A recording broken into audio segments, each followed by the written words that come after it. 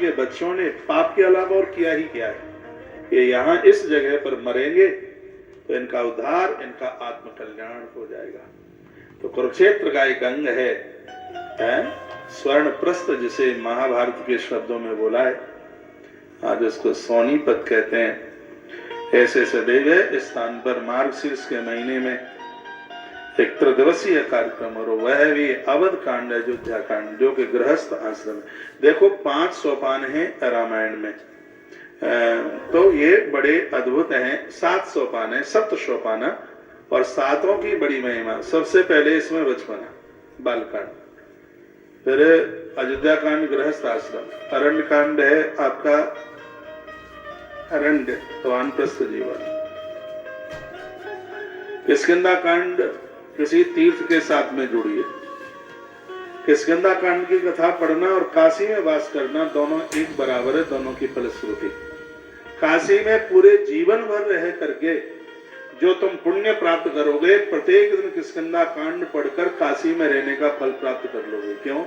काशी में महादेव रहते हैं, और वही महादेव किष्किंधा कांड में हनुमान बन करके प्रकट होते हैं।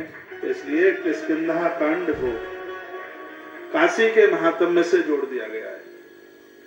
तो यह हमारी तीर्थ यात्रा, यह हमारा तीर्थ में वास। अब तीर्थ में रह के करें क्या? तीर्थ में रह करके अशोक वाटिका में माता जानकी को बिठाइए, यानी अपने हृदय की वाटिका में भक्ति को स्थान दीजिए। जिस दिन आपके हृदय में भक्ति बैठेगी, तब ही कोई संत हनुमान चल के आएगा, दुर्वासना की लंका को जला करके खत्म कर देगा। उसके बाद में लंका कांड, यानी बुढ़ापे में मेघनाद खत्म होना चाहिए, काम है। बुढ़ापे में कुंभकर्ण खत्म होना चाहिए, अहंकार है। बुढ़ापे में रावण खत्म होना चाहिए, वो कौन है? वो मोह है। जब दुनियादारी की सब जवाबदारियां आपकी पूरी हो गई है, अब रावण का मरना जरूरी है, यानी मोह काटना। मोह क्या है? बच्चे आपको भजन पूजा पाठ करने नहीं देते हैं। कभी छोटे छोटे बच्चे आके नाक पकड़ लेते हैं, कभी कान दादी दादी दादी दादी की माला बुध हरिया आले में। हाँ, आप बच्चों से स्नेह प्रेम कीजिए, लेकिन बच्चों के लिए अब रोना नहीं है, अब दुनिया के लिए रोना नहीं है। अब इतने से थोड़े हिम्मत वाले बनिए। भगवान ऐसा ना करे, लेकिन ये प्रकृति का दौर है। इतना पूजा पाठ करने वाली माता कौशल्या, उसकी भी मांग का सिंदूर चला गया। प्रकृति के अपने आप में बहुत नियम है, जिनको कोई समझ नहीं पाएगा। ऐसा ना हो, फिर भी हो जाता है। पति पहले चला जाए या पत्नी पहले चली जाए, आपके धैर्य का पता तभी तो लगता है। ये जीवन बड़ी कठिनाइयों से भरा है। बच्चे अनाथ रह गए, माता नहीं रही, पिता नहीं रहे, उन बच्चों ने कैसे, और उन बच्चों का बड़ा अपमान होता है रिश्तेदारों के द्वारा, अपने कुटुंब खानदानों वालों के द्वारा, और फिर भी वो अपनी हिम्मत पर और वह खड़े हो गए। जिन जिन लोगों ने सहयोग किया, जिंदगी के अंतिम समय तक उन्हें भूलना मत कभी भी। कितनी भी तरक्की आपकी हो जाए, जब आपका कोई नहीं था, तब भरे समाज में वह आपके लिए बोलने वाले थे, वो आपके लिए आवाज उठाने वाले थे। कितनी भी प्रोग्रेस आपकी उत्कर्ष हो, उन्हें कभी भी आप भूलिएगा नहीं, बिल्कुल भी। वो आपके लिए बाप दादाओं से बढ़ करके है, वो आपके लिए आपके अपनों से बढ़ करके हैं, उनको न भूलना उन्हें।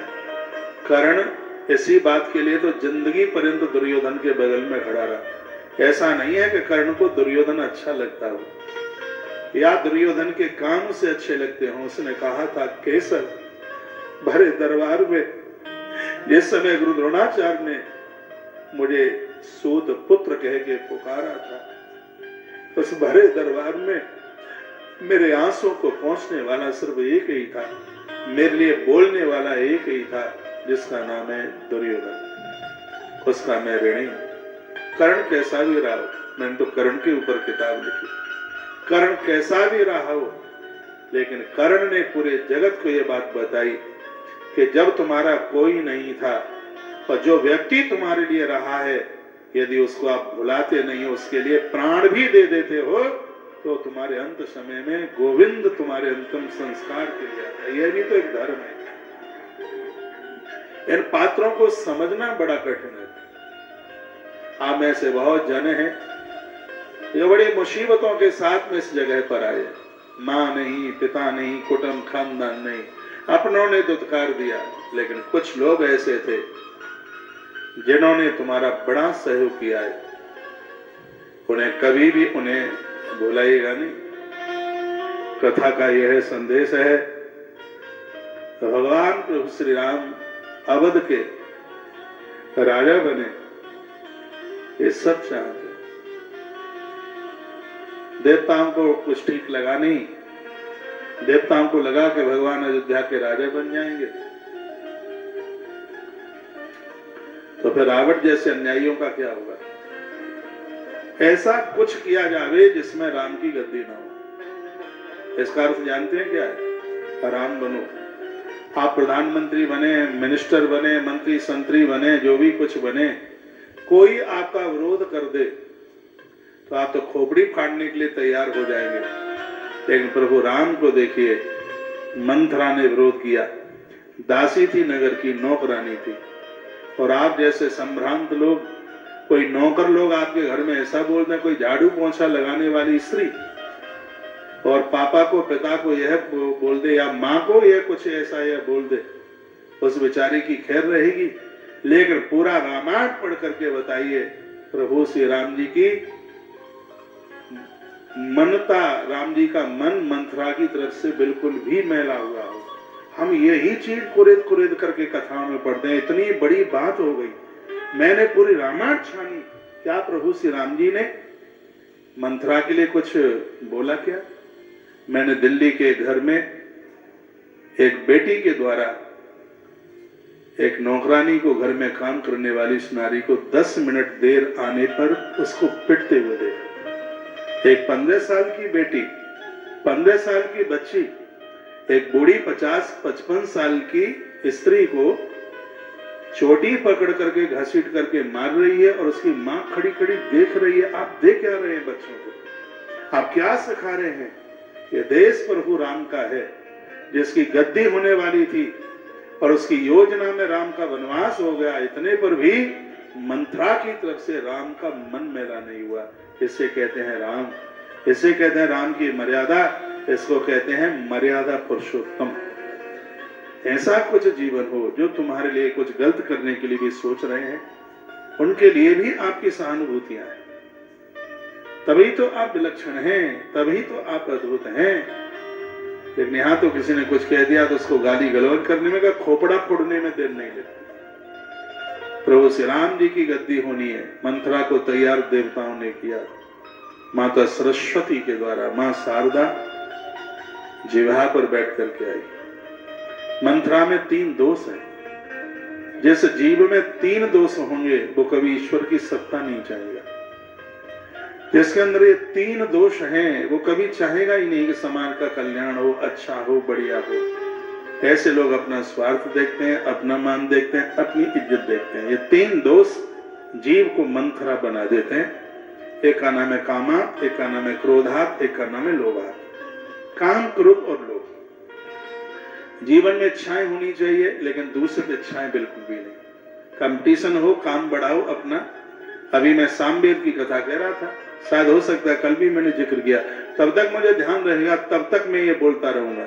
अभी मैंने कुछ 15-20 दिन पहले ही सामवेद की कथा पूरी की है।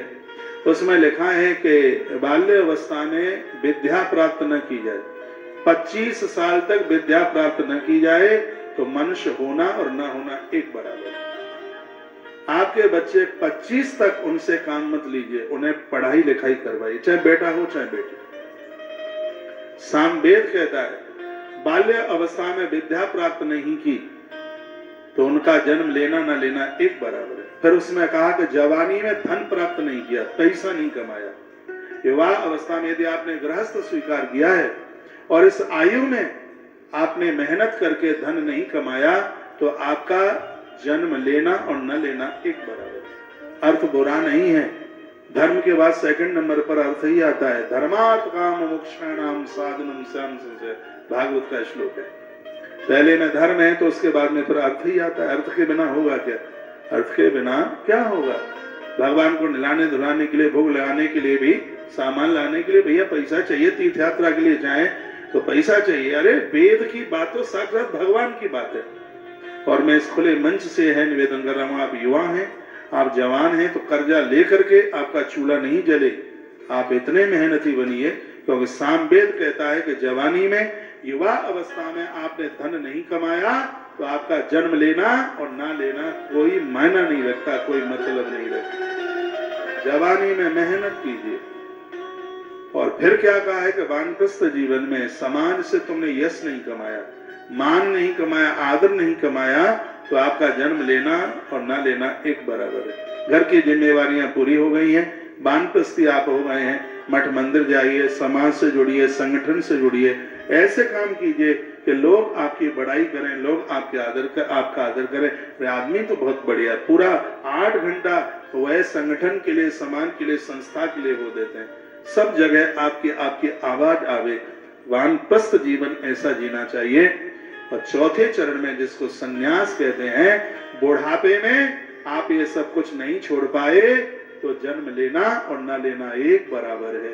जीवन के लास्ट में तो सब छूट जाना चाहिए, कुछ भी नहीं चाहिए, बिल्कुल चाहिए ही नहीं।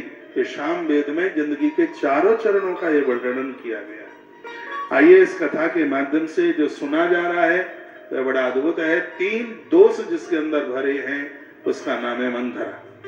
मंथरा में 3 दोष है। मंथरा में काम है, मंथरा में क्रोध है, मंथरा में लोभ है, और तीनों दोष हमारा नाश कर दे। ये तीनों दोष बड़े खतरनाक है। आपको भारी क्रोध आता है, बिल्कुल ठीक नहीं है। मिर्च लाल कम खाया करो, तो स्वास्थ्य के लिए बिल्कुल ठीक नहीं है। कई बीमारियां ऐसे होती हैं। आज मैंने एक वीडियो डाला है, सर्दी का समय आरंभ हो गया है, जायफल का काढ़ा रोज पीजिए, पेट में गैस नहीं बनेगी, अनिद्रा की बीमारी खत्म हो जाएगी। रात को आपने जायफल का काढ़ा ले लिया तो लुढ़कते ही नींद आ जाएगी, सुबह पेट भी आराम से साफ हो जाएगा। डायबिटीज का स्तर बढ़ रहा है तो वो भी नीचे आ जाएगा। जायफल, जायफल जानते हैं? जायफल 800 से 1200 रुपया किलो आता है। इतना महंगा है क्योंकि इसलिए इसका प्रभाव ज्यादा है। मैं आयुर्वेद की किताबें बहुत पढ़ता हूं, तो आप 3 महीने इसका काढ़ा लेना बिल्कुल बंद मत कीजिए। आप बिल्कुल स्वस्थ है तो मैं भी तो ले रहा हूं, कोई बीमारी नहीं है, भगवान की कृपा से नजर न लगे, मैं ले रहा हूं काढ़ा, आप भी लीजिएगा। आपको चाय वाय की जरूरत ही नहीं पड़ेगी। 1 गिलास का आधा गिलास रह जाए, 1 आधा चम्मच उसमें जायफल डाल दीजिए, स्वाद के लिए थोड़ा गुड़ डाल सकते हैं, और चुस चुस करके उसको पीजिए, बड़ा आनंद होगा। स्वास्थ्य का तो ध्यान रखिए। जब आपका स्वास्थ्य ही ठीक नहीं होगा तो कैसे क्या आप करेंगे? सिगरा पैसा दवाइयों में जा रहा है, ये क्या हो रहा है? आदमी तो घिस घिस करके वजन कम हो गया, कमाते कमाते तुम्हारा सिगरा पैसा, होते होते बीमार सब चला गया, अस्पतालों में चला गया। अपनी सब्जी में तेज पत्ता प्रत्येक दिन डालें, 365 दिन डालें, हार्ट अटैक नहीं होगा, कभी भी कोई हड्डी ब्लॉकेज, बोन्स ब्लॉकेज नहीं होगी, कोई भी, बिल्कुल भी। तेज पत्ता इतना प्रभावशाली है। दालचीनी का काढ़ा, इन दिनों में गर्मियों में वो है खरबूजा का बीज, आपको 60 साल में भी 25 साल का हार्ट बना रहेगा आपका। यह बात आप मान लीजिएगा, बहुत ठीक रहेंगे, बहुत बढ़िया रहेंगे।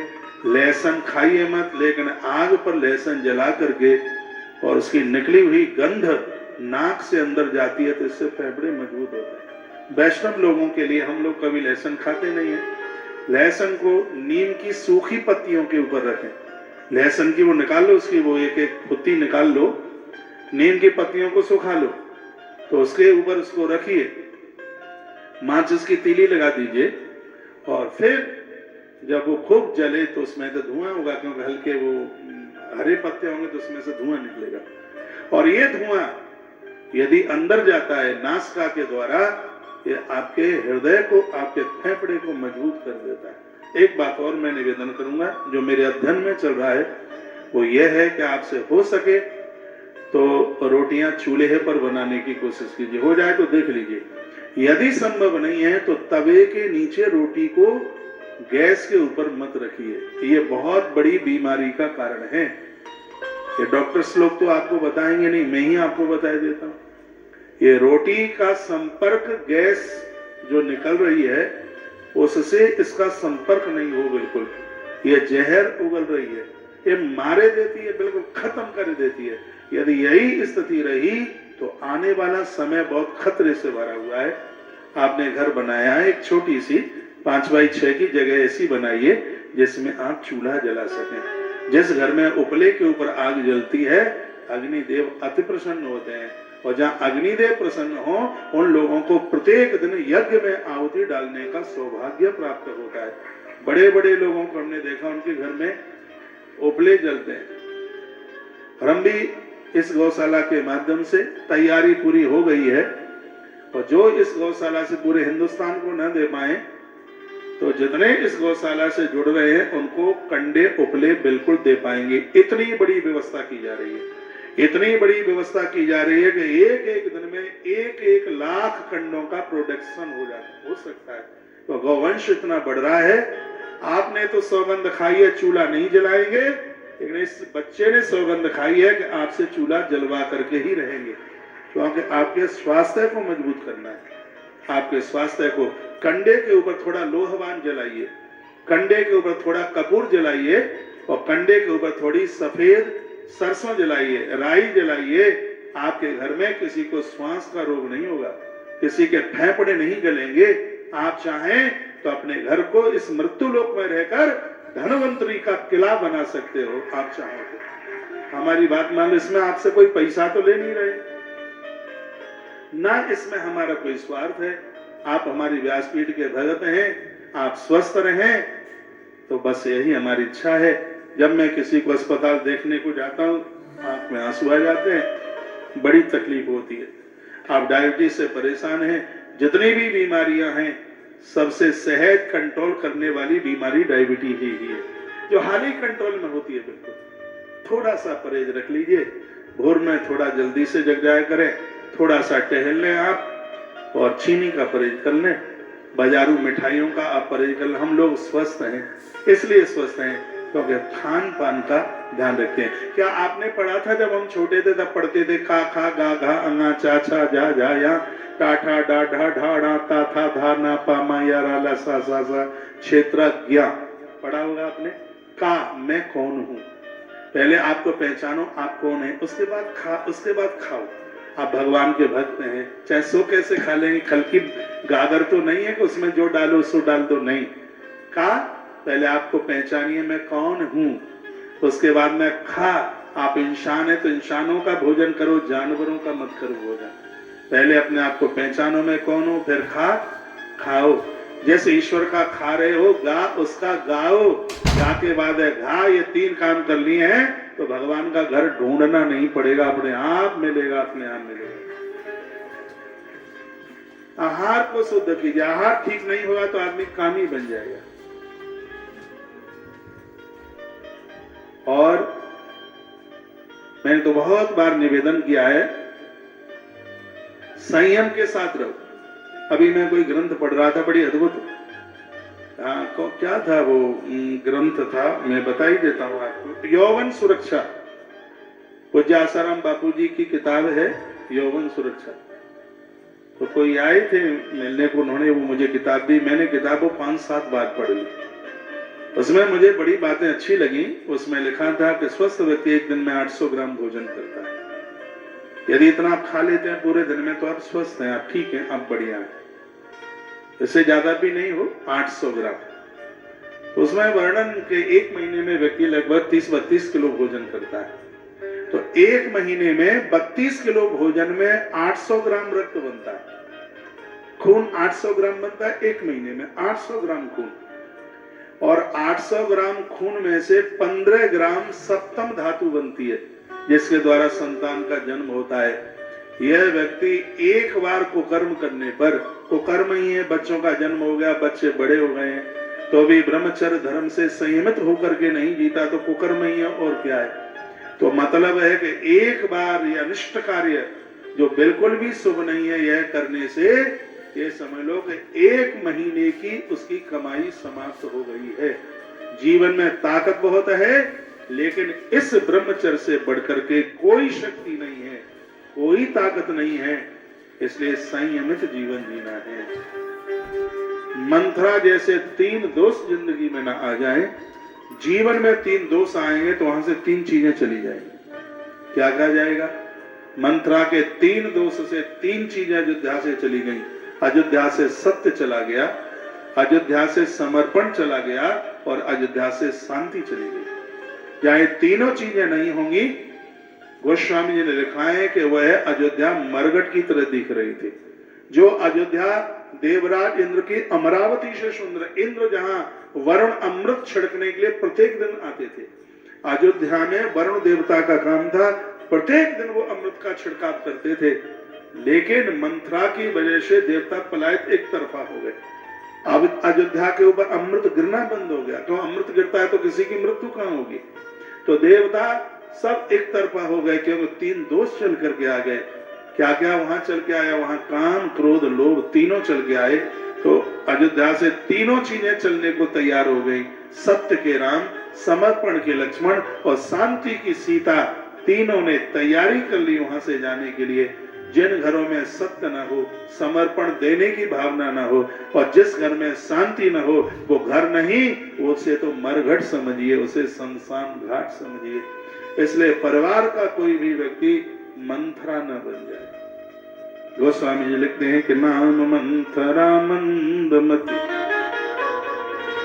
के कई चेरी खेर, अजस पिटारी ताही कर गई गिरामत फेर। देवता मंथरा की जिह्वा पर सरस्वती माता को बैठा गए। उन्हें अपयश मिलेगा जो 3 दोषों के साथ जी रहे होंगे। इसको मंद बुद्धि वाली कहा गया। इसको वो मंद बुद्धि वाले ही हैं जो इन 3 गलत कामों में लगे हैं। कामी हैं, क्रोधी हैं, लोभी हैं। क्रोध तो इतना खतरनाक है। रमेश भाई ओझा, पूज्य रमेश भाई ओझा अपने प्रवचन में कहीं ये बात बोल रहे थे, और देखिए जिस वक्ता ने जो बात कही और तुम व्यासपीठ से बोल रहे हो, यदि उसका नाम नहीं लिया जाएगा तो ये भी एक चोरी मानी जाएगी। ये शब्द उन्हीं के हैं जो मैं आपके बीच में बोल रहा हूं। वो कहते हैं कि क्रोध एक जलते हुए कोयले की तरह है। हाथ में जलता हुआ कोयला लेकर किसी के ऊपर आप फेंके, हो सकता है सामने वाले के ऊपर तो ना गिरे, उस कोयले के द्वारा हमारे हाथ जल जाएंगे। क्रोध हो सकता है दूसरे का कुछ न बिगाड़ पाए, वो क्रोध हमें ही खत्म कर दे। जैसे आपने लहसुन, प्याज, शराब का परहेज किया है, उसी प्रकार से काम, क्रोध और लोभ, इसका भी ऐसे ही परहेज कीजिए। माता मंदोदरी ने तो तीनों को नरक का दरवाजा किया। जन्नाथ नरक के पंथ, ये तीनों के तीनों नरक पहुंचाने वाले हैं, तीनों के तीनों। इसलिए इनसे बचने की कोशिश कीजिए। आप घर में, परिवार में, तीर्थ में, आप कहीं भी रहते हैं, क्रोध बड़ा खतरनाक है। एक बार के क्रोध करने से 3 महीने की संपदा समाप्त होती है, विचार खत्म होते हैं, इससे वैभव समाप्त होता है। 2 चीजों का तो पता तब लगता है नुकसान कितना हुआ है, जब ये दोनों चले जाते हैं। ये रहते हैं तब तक पता नहीं लगता।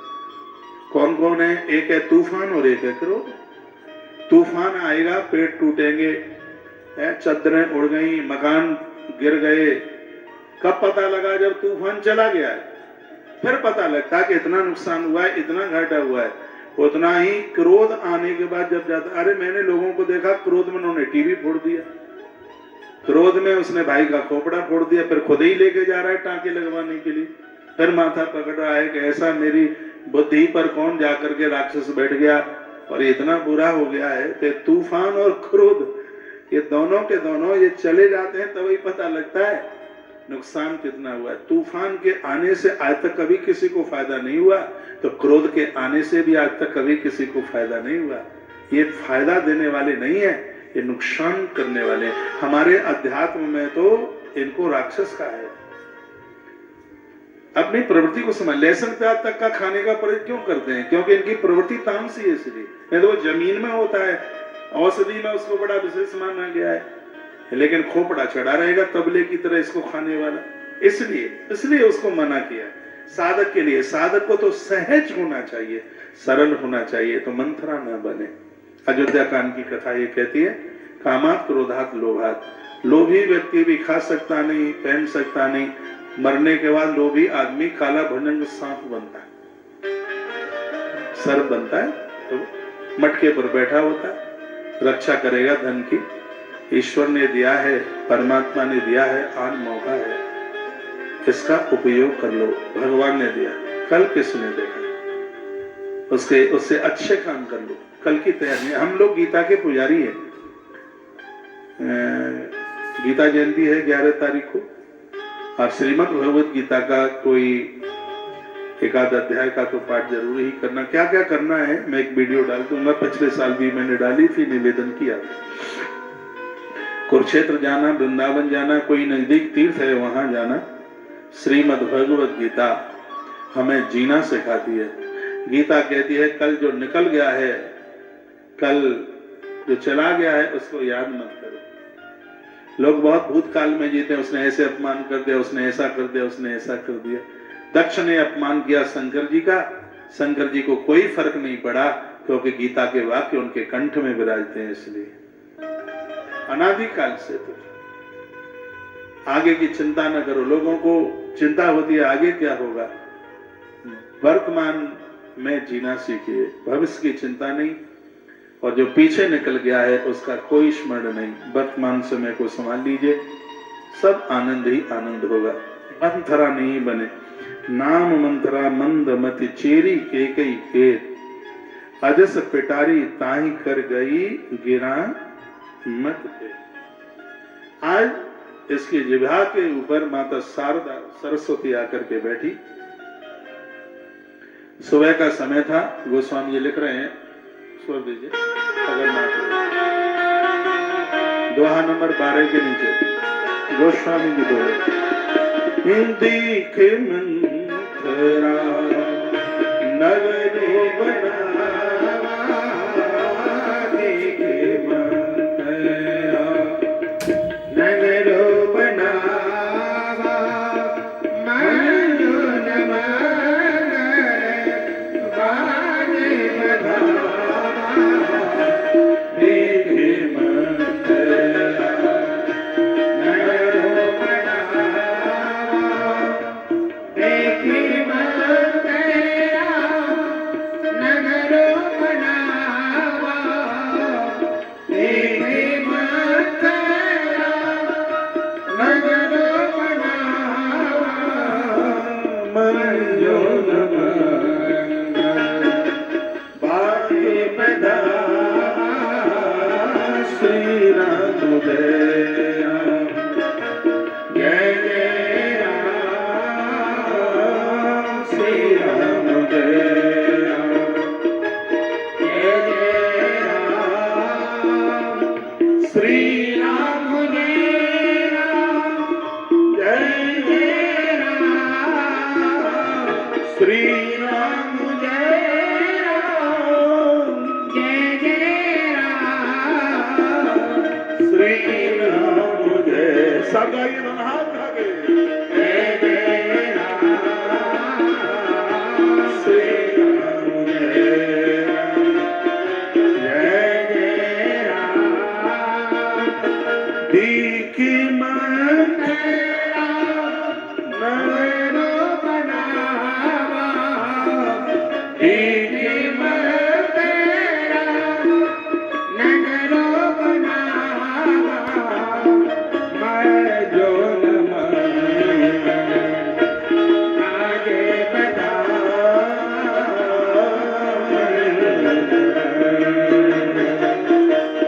आगे बधावा, भरत मातु पर गई बेल खानी, भरत मातु पे गई बेल खानी, कान मने हसे कै हसरानी, कान मने हसे कै हसरानी, श्री राम जय राम, जय जय राम, श्री राम जय राम, जय जय राम, श्री राम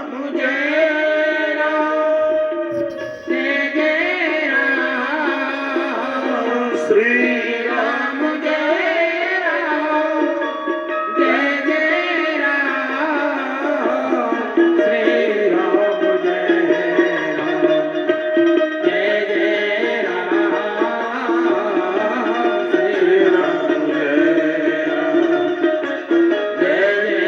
राम श्री राम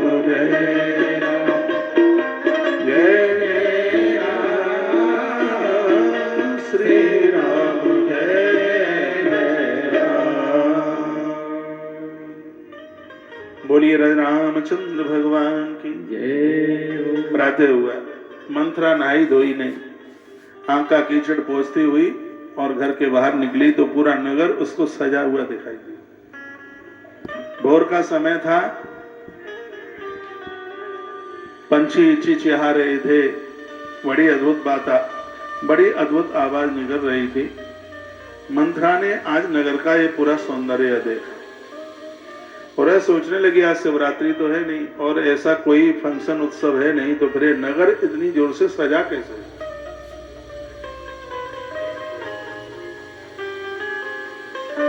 तो उसको पता लगा कि राम को गद्दी होने वाली है।